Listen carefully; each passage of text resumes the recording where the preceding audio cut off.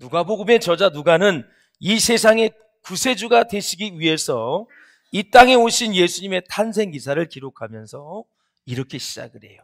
같이 한번 읽어보시겠습니다. 시작. 그때에 가이사 아구스도가 영을 내려 천하로 다 호적하라 하였으니 이 호적은 구레네가 수리아 총독이 되었을 때에 처음 한 것이라. 모든 사람이 호적하러 각각 고향으로 돌아가매. 아멘. 자, 예수님이 태어나실 그 당시에 보면은 세상의 왕은 누구였냐면 바로 로마의 아구스토라라는 거죠. 그래서 이제 이 아구스토가 이제 로마의 황제였는데 로마 최초의 황제입니다. 예. 최초의 황제. 그래서 호적을 하라. 이유가 뭘까요? 예. 호적을 해서 인두세를 받아내려고 하는 거죠. 인두세. 사람 한 명당. 그리고 이제 유대인들은 성전세가 있어요. 한 명당 또 성전세를 내고, 그 다음에 로마는 자기들이 다 지배를 했기 때문에 세금을 거둬들여야 되기 때문에 다 한 사람씩 인두세를 내야 돼요. 그래서 호적을 다 하라라는 거죠. 자, 이 아구스도는 주전 27년부터 주후 14년까지 41년을 통치했던 왕인데 로마 제국 안에 있었던 내란을 다 종식시켰어요. 리더십이 출중하죠. 또 로마 제국을 확장했어요. 그래서 전 주중해를 포함한 넓은 영토를 많이 확장을 했어요. 그리고 평화의 기틀을 세웠어요. 그러니까 이 가이사 아구스토는 세상의 왕일 뿐만 아니라 구주로 불릴 만큼 대단한 위력을 가지고 있었고 그를 신처럼 받들었다라는 거죠. 예. 그가 가져온 평화는 그렇지만 전쟁을 통해 가져온 평화였기 때문에 예수님이 우리에게 주시고자 원하는 평화하고는 다른 거죠. 사랑하는 여러분, 오늘 본문에서처럼 아구스토는 더 많은 세금을 거둬들이기 위해서 호적을 하도록 칙령을 내렸다. 인구조사를 하게 된 거예요. 인구조사에서 예외가 될 사람은 단 한 사람도 없어요. 당시에 팔레스타인은 이 로마 황제 아구스토의 다스림 아래에 있었어요. 그래서 마리아의 남편 요셉도 이제 고향으로 호적을 등록하러 가야 했다라는. 자, 이제 호적을 하려면 출생지로 가야 돼요. 요즘은 뭐 여러 전자도 되고 뭐 여러 가지로 편하게 되어 있지만 무조건 태어난 대로 가야 돼요. 베들레헴에서 태어났잖아요. 자, 이런 사건을 보면서 여러분 무슨 생각을 합니까? 황제도 있어, 그들이 통치하고 있어, 또 호적을 해서 또 세금을 거둬들여, 막 세상이 분주한 것 같지만 바로 예수 그리스도가 베들레헴에서 나시기 위한 하나님이 하시는 일이다. 자, 아구스토가 호적을 명령하지 않으면, 칙령을 내리지 않으면 갈릴리 북쪽에 있던 요셉과 마리아는 베들레헴에 갈 길이 없습니다. 그런데 성경 구약의 미가서에 보면 예수님은 베들레헴에 태어난다고 말씀하셨거든요. 그러면 거기서 태어난다고 했으면 베들레헴에서 태어나야지. 실수를 해서 갈릴리에서 태어나가지고 이렇게 하면 누가 성경을 믿겠습니까? 그러니까 가장 그 당시에 강력한 세계 제국을 다 제패하고 있었던 로마가 행하는 모든 일들이 예수 그리스도 하나님의 말씀을 성취하기 위한 과정이었다라는 거죠. 사랑하는 여러분, 당시의 여성들에게는 인두세를 부과하지 않았기 때문에 사실 마리아는 베들레헴에 갈 필요가 없었어요. 그럼에도 불구하고 마리아는 요셉과 함께 갈릴리를 떠나 이제 베들레헴으로 가게 되죠. 자, 우리 4절 5절 한번 같이 읽어보실까요? 시작. 요셉도 다윗의 집 족속이므로 갈릴리 나사렛 동네에서 유대를 향하여 베들레헴이라 하는 다윗의 동네로 그 약혼한 마리아와 함께 호적하러 올라가니 마리아가 이미 잉태하였더라. 아멘. 자, 요셉의 고향은 베들레헴이죠. 그래서 베들레헴으로 왔습니다. 또 베들레헴은 다윗이 어린 시절을 보낸 곳이에요. 이 나사렛에서 베들레헴까지는 얼마나 거리가 될까요? 나사렛은 북쪽에 있어요. 예, 예루살렘은 수도가 남쪽에 있어요. 그래서 110km에서 130km입니다. 비전교에서 저 서산까지가 113km예요. 홍성까지가 132km예요. 그러니까 지금 여기서 서산에서 홍성까지 이렇게 걸어갔구나 이렇게 생각하면 돼요. 걸어가면 가까운 거리예요, 먼 거리예요? 별로 아니죠. 먼 거리예요. 그 거리를 사실 출산할 날이 가까웠기 때문에 얼마나 힘들겠어요. 그래도 같이 왜 요셉만 가서 호적을 하면 애를 또 갈릴리에서 낳으면 어떡해. 무조건 마리아는 베들레헴이 있어야 돼. 왜? 성경에는 베들레헴에서 난다고 했기 때문에. 그러니까 성경을 여러분 보실 때 잉태해서 아기 낳은 것도 중요하지만 그 과정 속에서 하나님이 어떻게 일하시는지, 하나님의 말씀의 뜻을 성취하기 위해서 하나님은 어떻게 일하시는지 이것을 보면 믿음이 성장하게 되어 있어요. 그래서 성경을 볼 때 반드시 결과의 기적 표정만 보지 마시고 그 과정이 어떤지를 보시면 우리에게 믿음이 생기게 되어 있어요. 그렇구나. 로마가 딱 세금 거두려고 칙령을 내린 게 결국 마리아가 요셉이 베들레헴에서 출생하기 위한 하나님의 일하심이구나. 예. 우리 한번 미가서 5장 2절을 한번 같이 읽어보시겠습니다. 시작. 베들레헴 에브라다야, 너는 유다 족속 중에 작을지라도 이스라엘을 다스릴 자가 내게서 내게로 나올 것이라. 그의 근본은 산고에 영원에 있느니라. 아멘. 예수님이 용인 유림동에 왔다면 여러분 성경의 성취가 될 수가 없는 거예요. 예. 사랑하는 여러분, 하나님께서는 지금 로마 황제를 통해서 성자이신 예수님의 탄생의 약속을 이루어가고 계시는 모습을 우리가 볼 수가 있어요. 이 세상의 진정한 왕이시고 구세주이신 예수님의 탄생을 예비하는 사람이 누구냐? 당시의 로마 황제였다라는 거죠.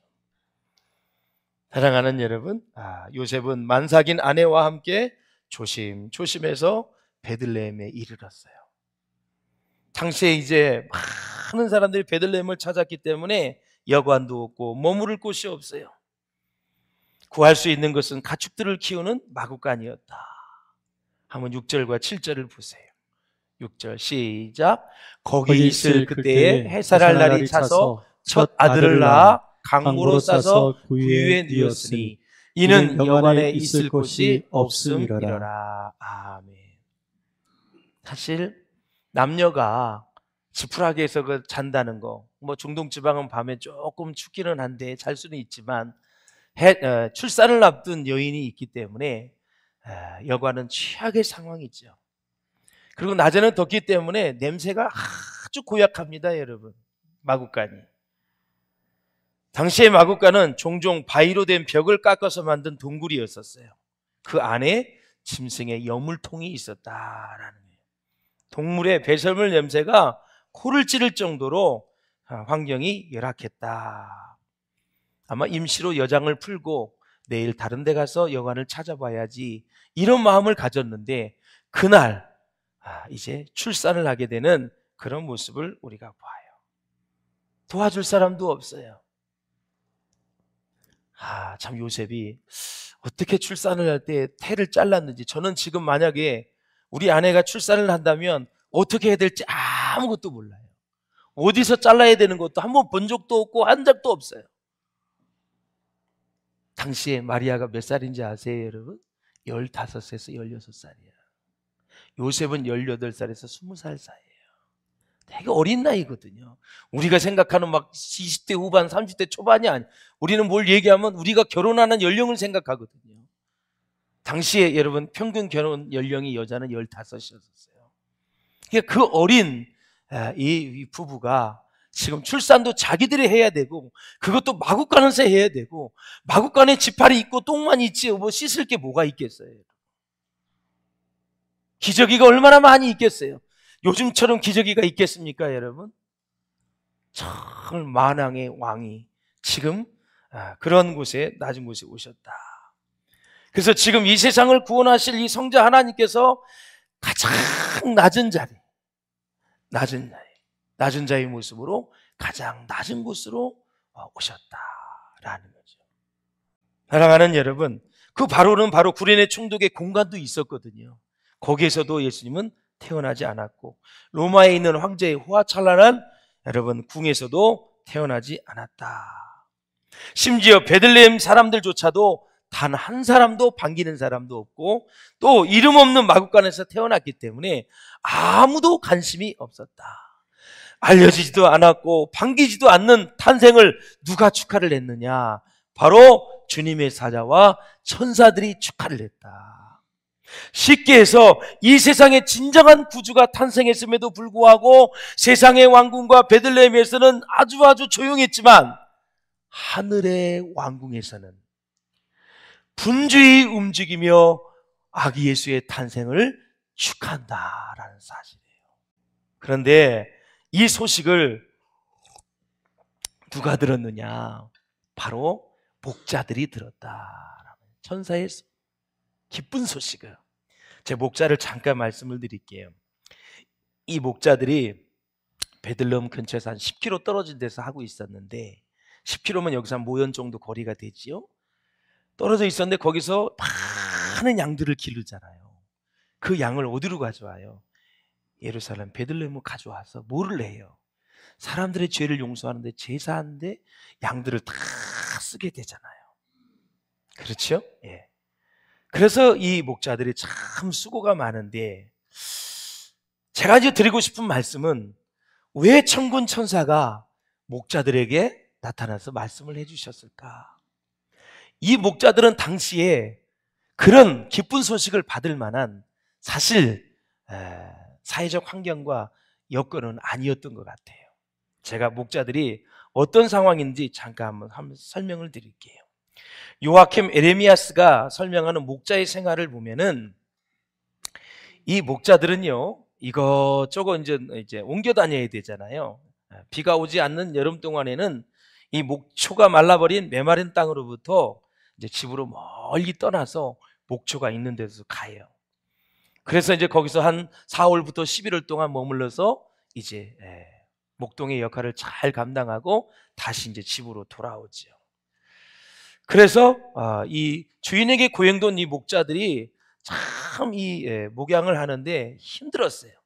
자, 그런데 그럼에도 불구하고 이스라엘의 영웅들 중에는 목동 출신이 참 많아요. 아브라함, 이삭, 야곱, 다윗, 이런 사람들이 다 목동 출신이에요. 근데 목동이 얼마나 형편이 없는 사람들이었냐면, 사회적으로 인정을 받지 못했다. 랍비 문헌에 보니까 대부분의 목자들이 첫째, 정직하지 못했다. 둘째, 손버릇이 아주 나빴다 그랬죠. 남의 것을 보면 가만히 않고 손버릇이 좋지 않아서 도둑질을 했고, 그들은 자신들의 양들을 다른 사람들의 지역으로 옮겨서 그곳에서 목양을 하는 동안 그곳의 농산물을 또 많이 훔쳤다 그래요. 또한 여러 달 동안 양 주인의 감시로부터 벗어나 있기 때문에 종종 양들이 낳은 새끼들을 주인 몰래 훔쳐 팔거나 잡아먹었다 그래요. 그래서 고발을 당하기도 했습니다. 결과적으로 이 경건한 사람들은 목자들이 훔쳤을 것으로 추측되는 양털이나 우유나 치즈나 이 새끼 양들을 사지 않았다라는 거죠. 목동들이 팔으면. 그 정도로 여러분 인식이 좋지 않았던 사람들입니다. 더구나야 사회적으로는요, 재판 업무 같은 공정한 일들을 맡지도 못했고 재판장에서 증인으로 쓸 수도 없었다라는 거예요. 짐승 취급을 받았던 사람들이 바로 목동이었었다라는 거죠. 이렇게 멸시받던 목자들에게 천사가 나타났습니다. 천사가. 그러면서 하늘의 가장 기쁜 소식을 그들에게 전해주는 것을 우리가 볼 수 있다라는 거죠. 왜 하나님은 천사들을 통해서 이렇게 사회적으로 인정받지 못한 이 목동들에게 가장 먼저 이 세상에서 가장 기쁜 소식을 그들에게 전해주었을까요? 이거는 아무도 몰라요. 하나님이 그렇게 하신 거예요. 그걸 보고 우리는 도전을 받고, 그걸 보고 생각을 하면서 우리는 약자들 편에 서서, 가난한 자들 편에 서, 어려운 사람들 편에 서서 살아가는 모습이 우리의 모습이 되어야 된다라는 사실이에요. 하나님도 가장 기쁜 소식을 왕궁에 있는 사람이 아니라 들판에서 냄새나는 사람, 버림을 받은 사람, 사람을 취급받지 못한 사람, 그런 사람들에게 가장 먼저 기쁜 소식을 전해주셨다라는 거죠.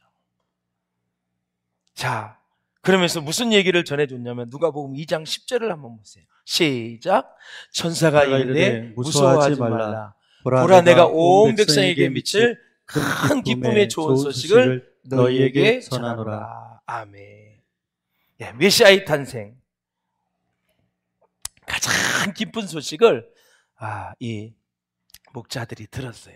사랑하는 여러분, 천사가 전하는 메시지는 단지 경건한 자들이나 유대인들만을 위한 것이 아니라 온 백성을 위한 것들이었다라는 사실이에요.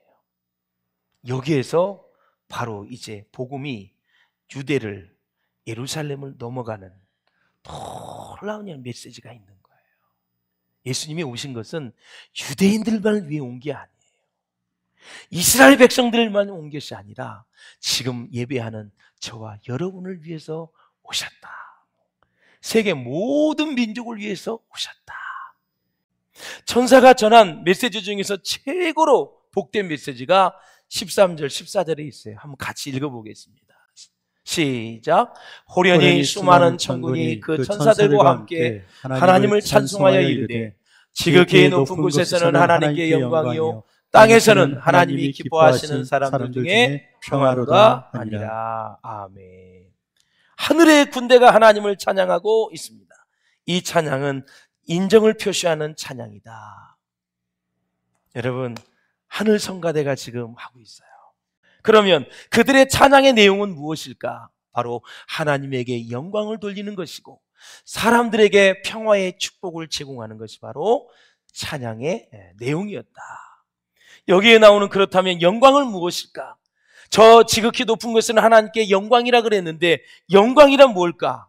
바로 헬라어 단어는 특별히 지위나 업적이 올라가거나 인정을 받으며 표시하는 존경, 명성, 인정, 유명, 이 모든 것을 다 포함해서 하나님 앞에 올려드리는 것이 바로 독사라는 헬라어 단어의 영광이다라는 거죠. 그래서 성탄절은 예수님만 높임을 받고 하나님만 높임을 받는 성탄절인 것입니다. 선물을 주고받는 것도 여러분 기뻐서 주고받는 것이 그것이 목적은 아니고요. 할렐루야. 그래서 우리가 새벽송도 하는 거예요. 그리고 가서 축복을 하는 것입니다. 천군 천사가 그렇게 축복하는 것처럼 지극히 높은 곳에는 하나님께 영광이요 땅에서는 하나님을 기뻐하시는 사람들 중에 평화로다라는 거죠. 할렐루야. 그래서 우리가 사람이 생일을 맞이할 때는 Happy birthday to you 이렇게 해요. 축하한다 그래요. 그런데 예수님의 생일은 축하한다는 것이 아니라 영광을 올려드린다 이렇게 얘기하는 거예요. 영광을 올려드린다. 그래서 영광이란 뭐냐? 헬라어로 도크사인데 바로 인정한다는 의미가 있어요. 그러면 뭘 인정한다는 거예요? 어떤 일들을 통해서 나타난 하나님의 존재를 인정하고 우리의 삶을 통해서도 하나님을 인정한다는 의미를 가지고 있었어요. 하나님의 살아계심을, 존재를 인정하고 우리의 삶 구석구석에서 하나님이 간섭하시고 인도하시고 역사하시고 축복하신다는 사실을 인정한다는 의미가 도크사, 바로 영광, 글로리라는 뜻이다라는 거예요. 할렐루야. 그러니 슬픈 일이 있던, 괴로운 일이 있던, 좋은 일이 있던 우리 삶의 모든 곳에 주님이 존재하기 때문에 주님이 도와주시고 주님이 역사하시고 주님이 역사해 주시고 우리를 승리의 길로 인도해 주시기 때문에 하나님께 영광을 돌리며 그저 힘들어도 감사합니다, 하나님 고맙습니다 하면서 고백을 하는 거 아닙니까, 여러분? 그렇다면 마지막으로 우리 하나님은요, 각 사람 안에 하나의 빈 공간, 하나님만이 채울 수 있는 공간을 우리에게 만들어 주셨어요. 전도서 한번 보세요. 시작. 하나님이 모든 것을 지으시되 때를 따라 아름답게 하셨고 또 사람들에게는 영혼을 사모하는 마음을 주셨느니라 그랬어요. 영혼을 사모하게 하는 공간을 우리의 마음에 넣으셨다라는 거예요. 이게 무엇로 채우는 게 중요하냐, 이게 무엇로 채우느냐. 세 가지를 말씀드리고 마칠게요. 자, 인간은 세 가지 방법으로 영광의 공간을 채우는 경향이 있는데, 첫째, 어떤 때는 이 영광이 우리 자신에게 주어집니다. 자신들로 채우는 거예요. 일로 채우고, 야망으로 채우고, 성공으로 채우고, 다 채워요. 프랑스 왕 루이 14세 잘 아시지요? 이 사람은 본인의 영광을 위한 일이 아니면 절대 아무것도 행하지 않았다 그래요. 영국의 헨리 8세를 아시지요? 이 사람은 형의 미망인과의 결혼을 위시해서 6명이나 되는 왕비를 얻었다 그래요. 자신의 영광을 채우기 위해서 그의 결혼식은 멈출 줄을 몰랐다 그래요. 그래서 역사적으로 보면 권력이나 명성, 부를 누리는 자들이 자기 영광으로 하나님의 영광의 공간을 채웠다. 전부 다 비참한 인생을 살았고 그 사람은 하나님의 사랑을 받지 못했죠. 두 번째, 유명인들로부터 빌려오는 영광으로 채웁니다. 유명한 가수, 스포츠인, 그 다음에 탤런트, 이런 사람들을 꽉 빠져가지고 그런 사람들을 좋아하면서 채우는 거예요. 그런 사람들하고 사진 한번 찍는 것이 평생의 소원이에요. 그러면서 하나님의 영광으로 채워야 될 공간을 그런 걸로 채우는 거예요. 그 사람은 콘서트가 있으면 저 해남의 회사에도 가고 제주도 회사에서 가고 해외를 가서도 하고, 그 축구 선수가 저 유럽에 가서 하면 유럽까지 따라가는 사람들, 이런 사람들은 하나님의 영광으로 채워야 될 공간을 유명인들로 채우는, 유명인이 우상이 된 사람들입니다. 절대 하나님이 기뻐하지 않는 거예요. 인생은 이 두 가지 케이스에서 다 사는 거예요. 세 번째, 우리가 지향해야 될 게 나와요. 우리는 우리의 칭찬, 인정, 감사를 하나님께로 돌릴 수 있어야 되는데, 바로 그런 사람들이 우리의 이 공간을, 영광의 공간을 채운다라는 거죠. 바로 천사들의 합창이 바로 그런 도크사, 영광이었는데, 여러분, 오거스틴이 뭐라고 그랬는지 읽어보고 마치겠습니다. 시작. 오 하나님, 당신은 당신 자신을 위해 우리를 만드셨나이다. 그래서 우리의 마음은 당신 안에서 쉼을 가질 때까지는 결코 쉼이 없나이다. 아멘. 여기서 하나님은 당신 자신을 위해서 우리를 만들었기 때문에 우리 마음의 한 공간에 영광을 받을 공간을 만들었다 얘기했잖아요. 여기에서 쉼은 얘기는 우리 인생 모든 걸 얘기하는 거예요. 진정 하나님 안에서만 안식을 누릴 수 있고, 그 안식을 누리는 가운데 하나님을 생각하며 우리의 삶 전체를 주님 앞에 올려드릴 때 우리는 진정한 쉼과 안식에 있으며 저 영원한 하늘나라와 연결이 된다, 그 뜻이에요, 여러분. 그러니까 우리의 영광의 공간을 다른 것으로 채우면 안 돼요. 돈을 많이 벌었으니까 너무너무 좋아, 차를 샀으니까, 집을 지었으니까, 아니 뭐 이런 물건을 샀으니까, 냉장고를 샀으니까, 이런 것들을 채우면 안 돼요. 이건 필요한 것들이지 우리의 영광을 그런 것들로 채우면 안 되는 거예요. 다 하나님을 인정하는, 존재를 인정하고 그분이 하시는 일들, 특히 구원, 할렐루야, 십자가의 죽으심, 우리를 위해서 다시 부활하신 그 놀라운 사건, 영원부터 영원전까지 우리를 사랑했던 그 사랑의 마음, 이런 것들을 생각하면서 내게 베풀어 주셨던 주님의 은혜를 생각하면서 감사의 고백을 올릴 때 우리의 그 영광의 빈 공간이 채워진다. 할렐루야. 여러분의 이 영광의 공간이 하나님으로 가득 채워질 수 있기를 주님의 이름으로 축원을 드립니다.